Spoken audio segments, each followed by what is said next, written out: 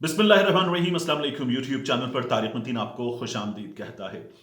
Uzair Bloch के हवाले से खबरें ये आ रही हैं हर दूसरे तीसरे दिन कि उज़ैर बलोच 2 मुकदमात में बरी, उज़ैर बलोच कत्ल के 2 मुकदमात में बरी, उज़ैर बलोच अहम मुकदमे में बरी।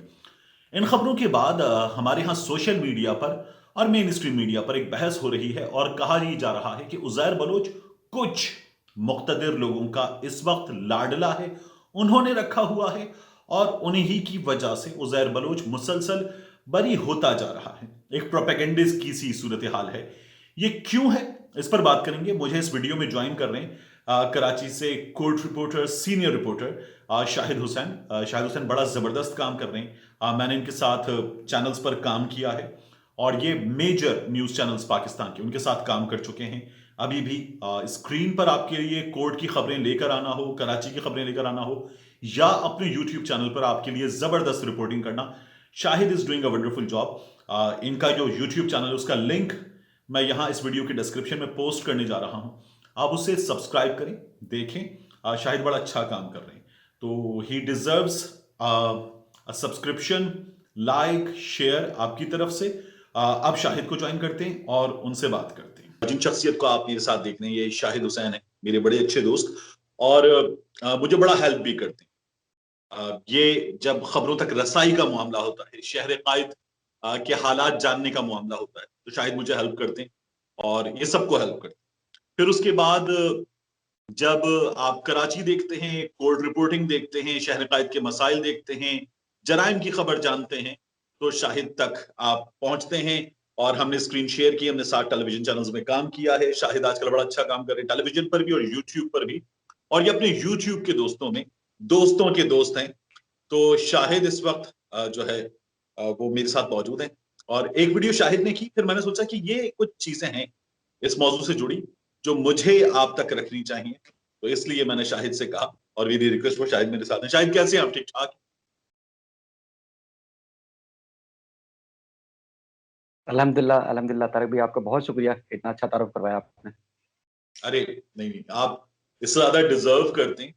और ये तो मुझे मजा आ गया, मैंने शाहिद कैसे आप पूछा और उसके बाद जो डिले था वो बिल्कुल डीएसएनजी जैसा डिले था, जो डिजिटल सैटेलाइट न्यूज गैदरिंग का डिले होता है टीवी पर हमारे दरमियान, बिल्कुल वैसे ही डिले था ये। जी, बिल्कुल ऐसा ही। इंटरनेट इंटरनेट इश्यू है, इसलिए थोड़ा-सा प्रॉब्लम हो रही है। अच्छा, सही है। तो मुझे ये बताइए शायद, ये आपने उज़ैर बलोच पर एक वीडियो की, मैंने भी एक वीडियो की थी। उस वक्त एक डॉक्यूमेंट था जो मुझे किसी मेहरबान दोस्त की वजह से, आप समझ लें कि रिपोर्टिंग से हो या किसी और डिपार्टमेंट से, जैसे हम दोस्त हैं एक दूसरे के काम आते हैं, ऐसे ही दोस्त काम आए और कुछ डॉक्यूमेंट्स थे मेरे पास, तो वो मैंने दिखाए लोगों को। वो उज़ैर बलोच का इकबाली बयान था और काफी कुछ था उसमें।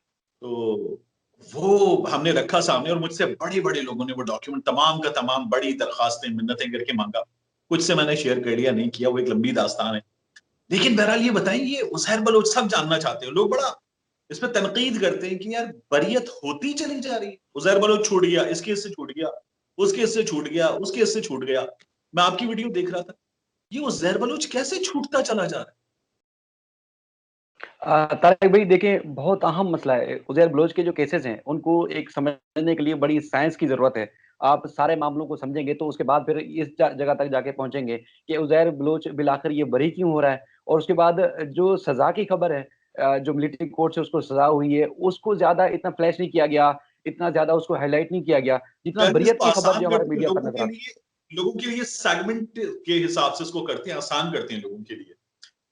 कितने कुल मुकदमात हैं उज़ैर बलोच पर?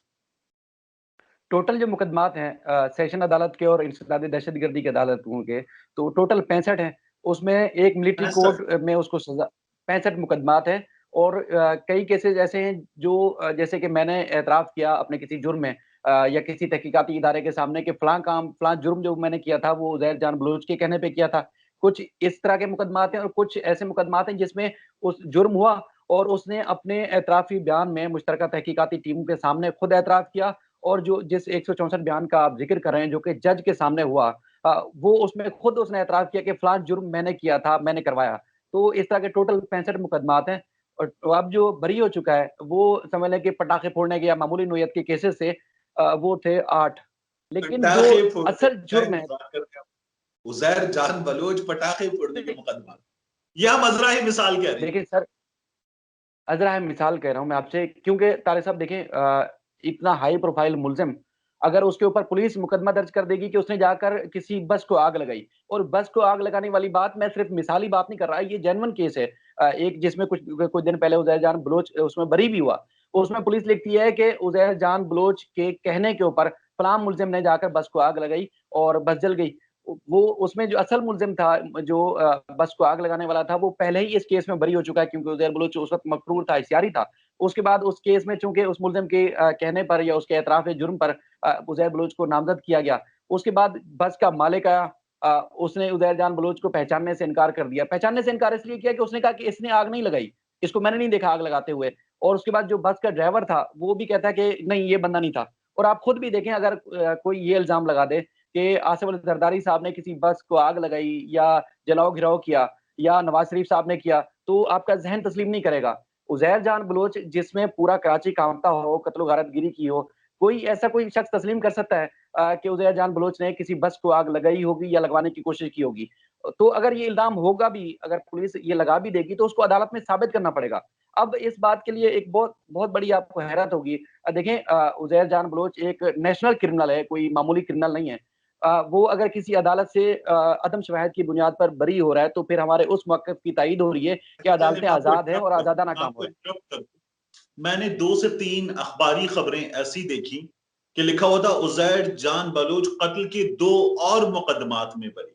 तो यहाँ वो कातिल नामज़द था या एयानत कत्ल में नामज़द था या असलहा रुमाल में लपेटने वाले में नामज़द था, नेफे में छुपाने वाले में नामज़द था। नहीं, तारिक भाई, जो 8 मुकदमात में बरी हो चुका है, उसमें उज़ैर जान बलोच के कहने पर जुर्म हुआ। ये पुलिस कहती है अच्छा, अपनी एफआईआर में। अच्छा, सबसे हैरानकुन बात सर ये भी है तारिक साहब कि वो जो मरकज़ी मुल्ज़िम था, वो केस से ऑलरेडी पहले बरी हो चुका है। वो उसके ऊपर जुर्म साबित नहीं हुआ। जिसने कत्ल किया और जिसके कहने पर कत्ल किया, वो उसको कहते हैं फिर आप उसके ऊपर जुर्म साबित कर सकते हैं। अच्छा, फिर कई केसेज़ ऐसे हैं जिसमें 7-8 केसेज़ जो मैं बता रहा हूँ आपको, उसमें ऐसे हैं कि जिसमें पुलिस खुद मुद्दई है, खुद ही गवाह है। और वो मुकदमात है थाना कला कोर्ट के, केमाड़ी के, चाकीवाड़ा के, नबी बख्श के, इस तरह के जो लियारी के जो थाने हैं, लियारी की हदूद में जो थाने आते हैं, उसमें वो पुलिस वाले जो उज़ैर जान बलोच के खिलाफ जिन्होंने किसी न किसी तर्ज पर वहाँ इन्वेस्टिगेशन की या उनकी मुद्दईयत में मुकदमा दर्ज किया गया या करवा दिया गया। इंसिडेंट हुआ था, ज़ाहिर है खाना पूरी करने के लिए बहुत सारे पटाखे फोड़ने के मुकदमा दर्ज हो जाते हैं। तो वो मुकदमा दर्ज हो गए। अब उस पुलिस अफ़सर को, उस पुलिस एहलकार को आकर जो है वो अदालत में स्टेटमेंट देना है और वो कहना है, वो अदालत को बताना है शवाहिद और सबूतों की रोशनी में कि ये जुर्म ऐसा हुआ। अच्छा, सबसे अहम चीज़ ये है कि जितनी भी वारदातें पूरे मुल्क में होती हैं, हर सूबे ने हर केस की इन्वेस्टिगेशन के लिए रकम मुख्तस की हुई है। यानी कि कत्ल के केस की तहकीकात जो तफ्तीशी अफ़सर करेगा, उसको 1 लाख, 1.5 लाख रुपए मिलेगा। इसी तरह अगर कुछ चोरी डकैती का केस होता है या कोई भी वारदात होगी, उसके अलग-अलग तफ्तीश के पैसे जो है वो दिए जाते हैं। सिंध में एक और जो एक समझ लें कि बड़ी एक, हम अल्फाज नहीं मिलते इस तरह के कि फिर लोग नाराज़ भी होते हैं, कि पुलिस अफ़सरान को, उन तफ्तीशी अफ़सरान को केस की तफ्तीश के लिए पैसे नहीं दिए जाते।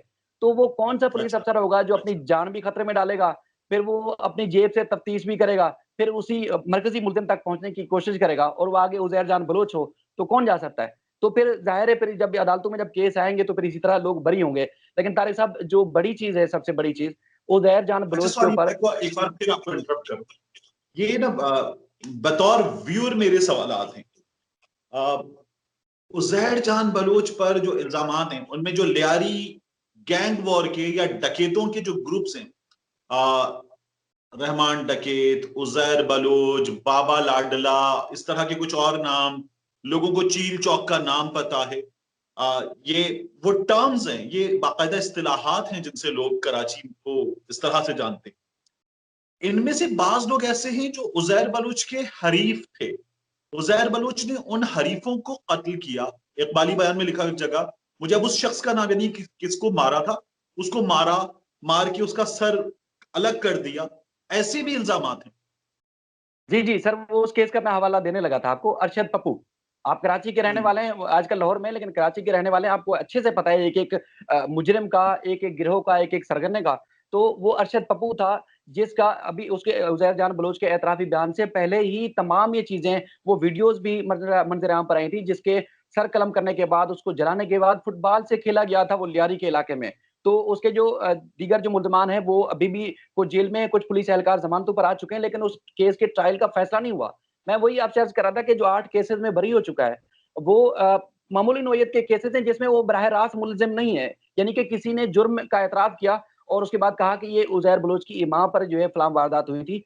लेकिन जो मरकज़ी केसेज़ हैं जिनमें बराह रास्त उसने एतराफ़ जुर्म किया अपने 164 के बयान में, मुश्तरका तहकीकाती इदारों की जो टीम थी, उसके सामने उनके सामने एतराफ़ जुर्म किया है। उनका ट्रायल अभी बाकी है, इंसदाद दहशतगर्दी की अदालतों में जो है वो ज़ेर समाअत है। लेकिन मैं जैसे पहले आपसे अर्ज़ कर रहा था कि आर्म्ड फोर्सेज़ की जासूसी के इल्ज़ाम में सज़ा याफ्ता वो मुजरिम है। मिलिट्री कोर्ट से उसको सज़ा हो चुकी है और मिलिट्री कोर्ट से 12 साल सज़ा हुई है और कुछ ही दिन पहले हाई कोर्ट में बाकायदा तौर पर मिलिट्री यानी कि 5 कोर के जैक ब्रांच के जो ब्रिगेडियर थे, उन्होंने सिंध हाई कोर्ट में उज़ैर जान की वालिदा की जो दरख्वास्त थी उस पर उन्होंने तहरीरी तौर पर एक जवाब जमा कराया जिसमें 14-15 सफ़हात पर मुश्तमिल था। उसमें उन्होंने कहा कि उज़ैर जान बलोच ने उसमें जो मिलिट्री के जवाब में लिखा हुआ है कि उज़ैर जान बलोच ने एक तो ये जुर्म का यानी कि आर्म्ड फोर्सेज़ की जासूसी का इल्ज़ाम जो है वो खुद एतराफ़ किया जज के सामने यानी कि जुडिशियल मजिस्ट्रेट के सामने 164 के बयान में और उसके बाद फिर मुश्तरका तहकीकाती टीम के सामने भी हुआ और 1 साल तकरीबन 20 महीने ये जो ट्रायल चलता रहा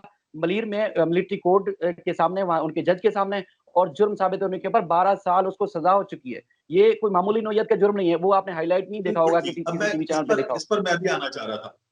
हुआ क्या, ये उसके इकबाली बयान में भी ये चीजें मौजूद हैं कि उसने मुल्क दुश्मनों को हसास मकामात के नक्शे दिए, मालूमात दी, और ये तमाम उसके इकबाली बयान में मौजूद है। होता क्या है, जब ये खबरें आती है ना, उज़ैर बलोच 2 मुकदमात में बरी, 2 और मुकदमात में बरी, तो हमारे यहाँ ट्विटर पे जो सीनियर सहाफी हैं बास, और कई बहुत सीनियर सहाफी, वो ये करते कि देखिए जी, जो इसको रख के बैठे हुए हैं, इशारा इदारों की तरफ होता है, जो इसको रख के बैठे हुए हैं वो इसको बरी करवा रहे हैं, वही इसको बाइज्जत बरी करवा देंगे, इसे कुछ नहीं होगा, हालांकि ये उनका अपना मुजरिम है। तारिक साहब देखिए आपके अंदर जो जुस्तजू है ना, एक खुद मालूमात लेने की और दूसरों तक मालूमात पहुँचाने की जो जुस्तजू है ना, उसने आपको और मुझे आमने-सामने बिठाया हुआ है। जो लोग टीवी पर 6 टिकर की खबर उठाकर जो स्क्रीनशॉट जो लेके शेयर करेंगे, 6 टिकर में एक आदमी आपको एक रिपोर्टर क्या समझा सकता है? वो आपको पूरी खबर उसका बैकग्राउंड नहीं समझा सकता।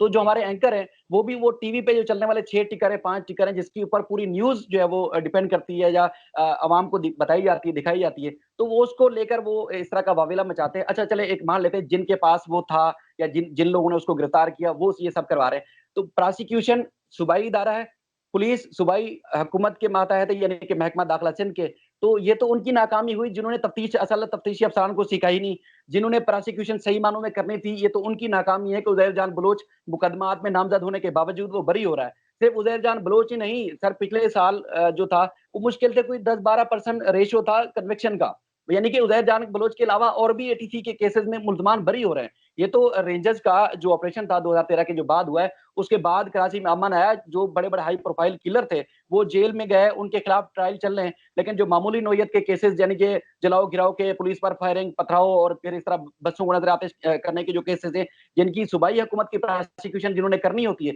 वो सही मानों में करती नहीं है। पुलिस ने तफ्तीश सही मानों में करनी नहीं है, तो फिर इस तरह मुल्ज़िम अच्छा, एक पुराना बरी हो जाते नाम, हैं। अब अच्छा, इशारों जिनमें में खुद बराह खेलते हैं, रास्त वो मुल्ज़िम नामज़द है, उसके तो फैसले होना इशारों में खेलते हैं, एक पुराना नाम तोड़ते हैं और एक सवाल में रखते हैं, लोगों के लिए भी मजेदार होगा। उज़ैर बलूच अब बाबा लाडला नहीं है, पहले उज़ैर बलूच बाबा लाडला था, किसी और का बाबा लाडला था, ये बात दुरुस्त है।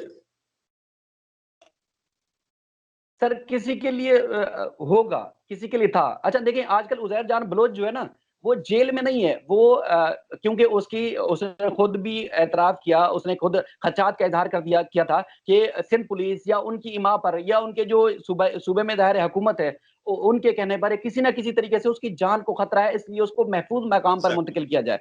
तो उज़ैर जान बलोच की दरख्वास्त पर या सिंध हुकूमत को ज़ाहिर है हमारे इदारों ने फिर कोई दरख्वास्त भी दी होगी, सिफ़ारिश भी की होगी। तो वो मीठा राम हॉस्टल जो कि रेंजर्स का हॉस्टल है, जहाँ पर रेंजर्स की सिक्योरिटी होती है, वहाँ पर उज़ैर जान बलोच को रखा गया है। जेल भी नहीं रखा गया क्योंकि आप अक्सर देखते हैं हाई प्रोफाइल जो किलर होते हैं या मुल्ज़मान होते हैं, उनको किसी न किसी तरीके से मार भी दिया जाता है। तो उज़ैर जान बलोच कोई मामूली नहीं है, यानी कि कन कटा, सर फटा और ये लंगड़ा लूला नहीं है, बल्कि वो एक इंतहाई हाई प्रोफाइल किलर है। वो आप और मेरे लिए क्या, पूरी कौम के लिए नेशनल यानी कि वो एक मुजरिम है, उसके खिलाफ जो ट्रायल चल रहा है, वो अगर एक खबर चलती है टीवी पर कि 8 मुकदमात में बरी हो गया, तो मेरे से, आपसे ज़्यादा या कौम से ज़्यादा उन इदारों के लिए टेंशन का बहस बनती है जो इसको मॉनिटर कर रहे हैं, जो इसको देख रहे हैं। क्योंकि मामूली नोयत के केसेस में पुलिस ने इन्वेस्टिगेशन की ही नहीं है।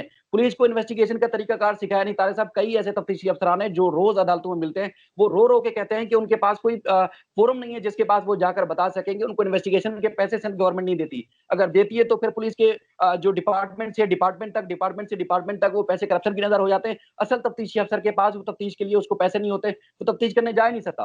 तो इस तरह की रोज़ के मामलात हैं, लेकिन तारिक साहब, ये जब आखिरी मुकदमे में अगर जिस दिन ये बरी हो जाए ना, उस दिन आप और मुझे वीडियो पे लीजिएगा, फिर मैं आपको मैं बताऊँगा आपसे यही कि 2 सवाल आखिर में, एक सवाल में जोड़कर 2 सवाल करने वाला था। पहला हिस्सा ये कि क्या उज़ैर बलोच कोई मुक़द्दस गाय बन गया है? और दूसरा सवाल ये कि क्या उज़ैर बलोच बाइज़्ज़त बरी हो जाएगा? आपको क्या लग रहा है? नहीं, तारिक साहब, बिल्कुल नहीं। जब भी क्योंकि हम इन केसेज़ को बारीक-बीनी से रिपोर्ट करते हैं। मैंने आपसे पहले भी अर्ज़ की कि आप मुझे कहें कि उज़ैर बलोच की न्यूज़ बना के दो, तो मैं टीवी पे चलने वाले 5 टिकर बना के दूँगा, उसका बैकग्राउंड आपको नहीं बता सकूँगा। ये मामूली नोयत के केसेज़ में बरी हो चुका है, लेकिन जो मरकज़ी केसेज़ हैं, जिनके ऊपर बराह रास्त ये मुल्ज़िम नामज़द है, उनका ट्रायल अभी चल रहा है। जैसे अरशद पप्पू कत्ल केस हो गया, और उसके बाद रेंजर्स के एहलकारों के कत्ल का केस है, जिनकी प्रोसिक्यूशन खुद रेंजर्स कर रही है। रेंजर्स के स्पेशल पब्लिक प्रोसिक्यूटर उन केसेज़ में पेश हो रहे हैं, और उनके गवाहों को भी तहफ़्फ़ुज़ रेंजर्स फराहम कर रही है।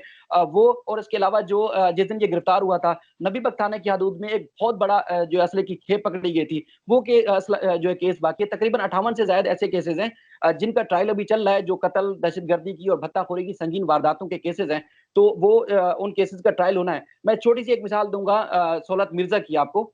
सहूलत मिर्ज़ा के ऊपर दर्जनों केसेज़ थे, आपने बचपन कराची में गुज़ारा, क्या खौफ था। उसके बाद केसेज़ में नामज़द होता गया, होता गया, होता गया, उसके बाद बरी हुआ तो बरी होता चला गया। शाहिद हामिद, जो कि एमडी केईएससी थी, उसके केस में उसको सज़ा हुई, हाई कोर्ट से लेके सुप्रीम कोर्ट तक उनकी अपीलें मुस्तरद हुई, और वो मध्य जेल में फांसी पर चढ़ गए।